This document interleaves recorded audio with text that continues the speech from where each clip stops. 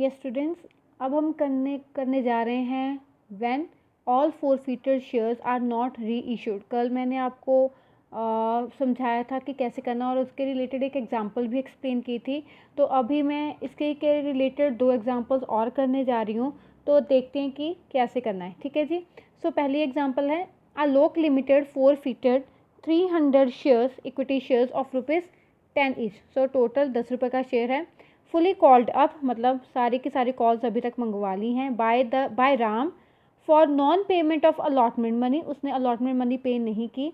Of ₹3 per equity share and first call money of ₹4 per equity share. ना ही उसने allotment पे की है, ना ही उसने फर्स्ट कॉल पे की है।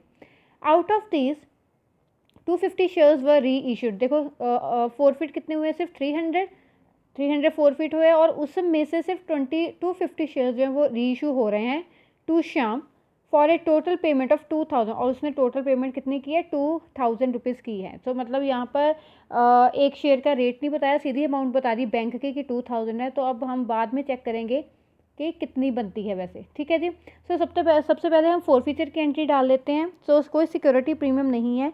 सो इसकी एंट्री आएगी शेयर कैपिटल, फोरफीचर की एंट्री। लास्ट वीडियो में मुझसे गलती से यहाँ पर बैंक पड़ गया था, लेकिन यहाँ पर बैंक नहीं आना फोरफीचर की एंट्री में, यहाँ पर शेयर कैपिटल आएगा। ठीक है जी। To share forfeiture, to share allotment and then to share first and final call। So कितने शेयर्स फोरफीट हो रहे हैं? 300 हो रहे हैं। अभी तक का टोटल शेयर है हमारा 10 रुपये का। ठीक है जी। सो क्या नहीं मिला है हमें? 3 रुपये अलॉटमेंट नहीं मिली, उसके बाद 4 इक्विटी नहीं मिला। सो ये टोटल 7 का हो गया। 10 में से 7 माइनस किया, इसका मतलब एप्लीकेशन हमारी कितनी होगी? 3 रुपीज़ की। ठीक है जी। सो ये 300 के साथ मल्टीप्लाई कर देंगे सभी को। सो ये आ गया हमारा 3000, 900, 900 एंड 1200। ठीक है जी। ये होगी हमारी फोरफीचर। उसके बाद हम करेंगे इसे री इशू। Bank account debit. अब पहले देखते हैं, पहले हम कैलकुलेशन कर लेते हैं कि हमें कोई हम मतलब सिक्योरिटी प्रीमियम तो नहीं आ रहा है या फिर हम कोई डिस्काउंट पे तो नहीं दे रहे हैं।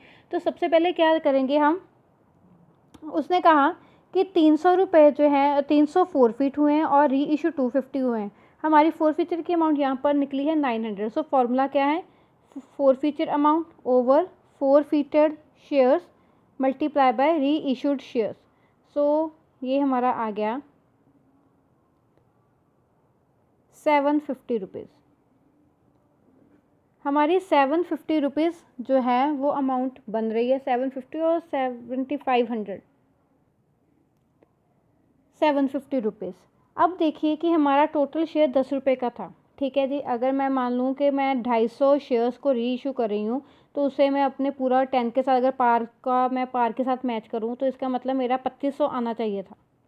इन्हें इतना ही आना चाहिए। अगर मैं 10 रुपये के हिसाब से लगाऊं कि मैंने 10 रुपये का शेयर जो है वो फोरफिट किया है, तो 10 पे ही अगर री इशू करती है, 250 शेयर्स के अकॉर्डिंगली 10 रुपये के साथ मल्टीप्लाई किया, तो मेरा 2500 आना चाहिए था। बट वो मुझे कितना दे रहा है? सिर्फ 2000 दे रहा है।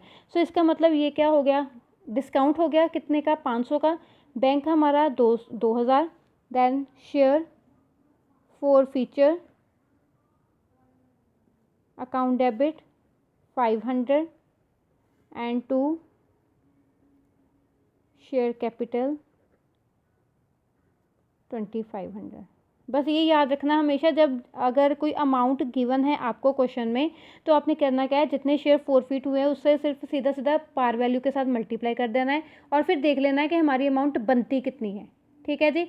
आपकी बनती 2500 थी, आपको मिल 2000 रहा है, इसका मतलब आपको यहाँ पर डिस्काउंट हो गया। ठीक है, 500 का। अब यहाँ पर देखिए, अब हमारी 250 के अकॉर्डिंगली हमारी फोरफीचर की अमाउंट बनती है 750 और यहाँ पर हमें 500 का हो रहा है डिस्काउंट। सो माइनस कर देंगे 500, कितना बचा अभी? 250 रुपीज़। सो ये 250 जाएंगे हमारे कैपिटल रिजर्व में और एंट्री क्या आ जाएगी? Forfeiture shares account debit to capital reserve.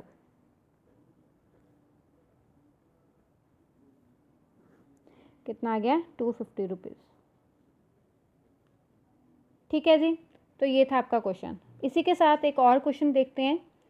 A limited forfeited 600 equity shares of ₹10 each issued at a premium of 20%। 20% मतलब 10 का 20% अगर मैं कैलकुलेट करूँ दैट मीन ₹2 आ गया, ₹2 का प्रीमियम है। Who has applied for 720 equity shares for non payment of allotment money of allotment money नहीं पे की, 5 पर इक्विटी शेयर है इंक्लूडिंग प्रीमियम है, मतलब अगर 5 का है ये मतलब 3 + 2 है, ₹2 प्रीमियम है इसके। And first and final call ₹5 की। Out of these 200 equity shares were reissued. Forfeit कितने किए हैं? 600 किए हैं, और री इशू कितने हो रहे हैं? सिर्फ 200 हो रहे हैं।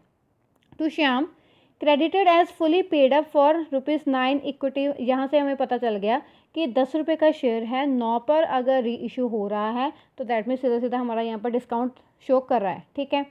As per the terms of the issue, company was to retain the excess application money to adjust against the calls, so pass the necessary journal entries. ठीक है जी। अभी इस क्वेश्चन में करना क्या है, आपको ना ये नहीं गिवन कि इसने अलॉटमेंट मनी कितने की पे की। यहाँ पर ना आपको अप्लाइड भी गिवन है और यहाँ पर आपको ना अलॉटेड भी गिवन है। मतलब फोरफिट अगर 600 शेयर्स किए हैं तो दैट मीन्स एक 600 शेयर्स कौन से होंगे? जो कि अलॉटेड शेयर होंगे। आपको वो टेबल याद होगा, कॉल्स इन एरिया टेबल, है ना। इसके अप्लाइड हैं 720 और इसको अलॉटेड कितने हैं? 600। अगर मैं इसे यहाँ से अगर एप्लीकेशन मनी के साथ मल्टीप्लाई करके यहाँ लिखूँ और इसे आगे लिखूँ तो क्या होगा? 720 into application money. Application money यहाँ पर क्वेश्चन में गिवन नहीं है, तो आप क्या करोगे? ₹10 का अगर शेयर है, ₹5 की इक्विटी विद ₹5 का फाइनल कॉल है। ये टोटल कितना बन गया? 5 + 5 10, टोटल 10 + 2 प्रीमियम 12 है, तो दैट मीन्स एप्लीकेशन कितने के रुपए की हो गई? ₹2 की हो गई। यहाँ पर आप क्या करोगे? 2 के साथ मल्टीप्लाई, 720 इंटू 2 1440 और 600 इंटू 2 2 6 12 1200। देन आप क्या करोगे? अलॉटेड शेयर्स को अलॉटमेंट मनी के साथ मल्टीप्लाई यहाँ पर करके लिख दोगे। 600 इंटू 5, क्योंकि इंक्लूडिंग प्रीमियम लेना है, तो 5 6 30 3000 आ गया आपका यहाँ पे। ठीक है जी। इसका मतलब हमें 3000 पेमेंट करनी थी, पर जब मैंने इन दोनों के अमाउंट्स कैलकुलेट करके लिखी तो इनका दोनों का एक्सेस कितना आ रहा था? 1440 माइनस 1200 एक्सेस आ रहा था 240। हम सिर्फ 240 एडजस्ट कर सकते हैं। हमारी अमाउंट बन रही है 3000, तो डैट मीन्स इन दोनों को हम क्या कर देंगे? माइनस। 3000 माइनस 240 हमारा यहाँ पर कितना आंसर आ गया? 2760। पहले मैंने यहाँ पर एक्सेस का कॉलम बनाना था, बट चलो एक्सेस का कॉलम नहीं बनाया। मैंने इन दोनों कॉलम्स को माइनस करके देखा, मेरे पास 240 रुपीज़ हैं। बनती मेरी कॉल इन एरिया 3000 है अकॉर्डिंग टू द टेबल। 3000 में से मैंने 240 एडजस्ट कर दिया और बचा मेरा 2760। जब मैं यहाँ पर एंट्री डालूंगी अपनी फोरफीचर की, तो मैं अपनी कॉल्स एरिया कितने लिखूंगी? 2760। अभी अलॉटमेंट पे नहीं की, लेकिन उसके टाइम पे सिक्योरिटी प्रीमियम भी ऐड है।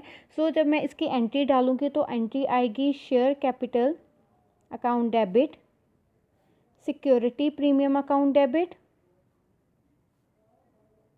To share forfeiture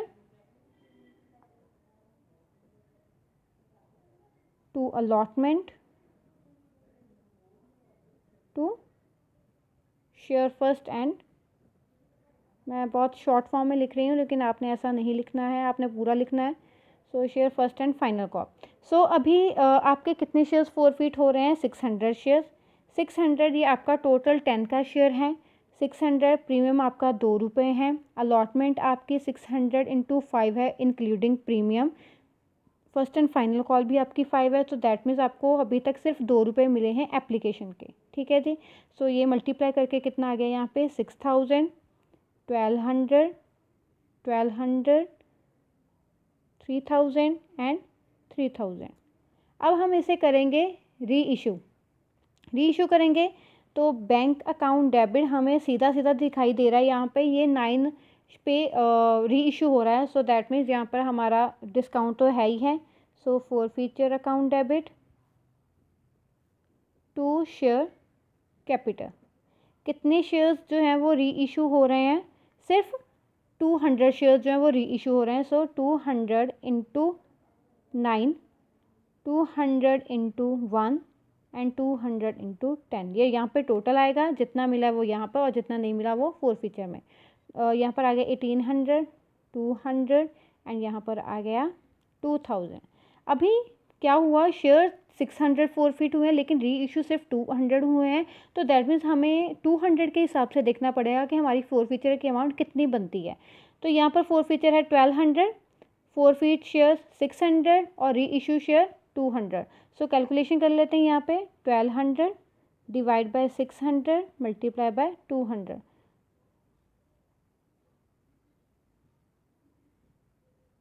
so that means मेरी फॉरफीचर की अमाउंट बन रही है सिर्फ 400। 400 में से भी 200 का मेरा डिस्काउंट चला गया, तो बचा कितना फिर मेरा? 400 माइनस 200 इज इक्वल टू 200। तो 200 मेरा जाएगा,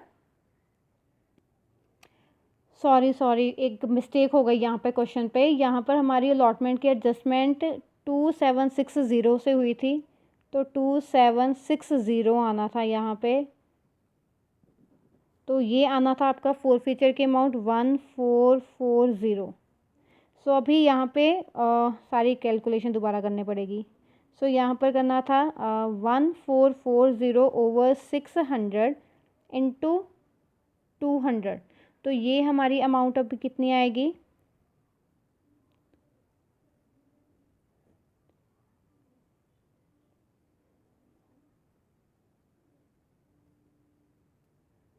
₹480।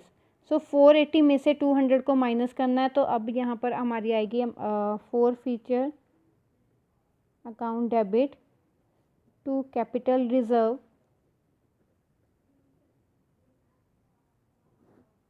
₹200। Sorry 280। 480 minus 200 that is ₹280। So आप यहाँ, जैसे मैं कंफ्यूज हो गई हूँ वैसे आप मत कंफ्यूज होना प्लीज़। क्वेश्चन में मैंने यहाँ पर देख लो इतनी बड़ी कैलकुलेशन कर ली, लेकिन फिर भी मैं यहाँ पर भूल गई कि मैंने यहाँ पे 3000 डाल दिया, जबकि यहाँ पे 3000 नहीं आना था, यहाँ पर 2760 आना था, क्योंकि मैंने एडजस्टमेंट की हुई है। ठीक है, तो 2760 आया यहाँ पर और उसके अकॉर्डिंग मिली मेरी फॉरफीचर की अमाउंट 1440 निकली। तो उसी के हिसाब से मैंने देखा कि 1440 से मेरे 200 की शेयर्स की वैल्यू कितनी निकलती है फॉरफीचर की, वो निकली 480। 480 में से मैंने ये माइनस किया डिस्काउंट और मेरी अमाउंट आ गई ₹280। सो ये थी 2 एग्जांपल्स ऑफ री इशू ऑफ शेयर, जब सारे के सारे फॉरफीटर शेयर जो है वो री इशू नहीं होते। इसका मेन मकसद यहीं पर होता है। ये एंट्री और ये एंट्री तो बिल्कुल सेम ही है जैसे आप करते हो, बस चेंज कहाँ पे आता है कि ये कैपिटल रिजर्व में अमाउंट कैसे जानी है, और वो ये फार्मूला लगा के ही होएगी। फार्मूला लगाओगे, अमाउंट निकालोगे, अमाउंट में से ये डिस्काउंट माइनस और कैपिटल रिजर्व में अमाउंट चले जाएगी। Okay class, thank you.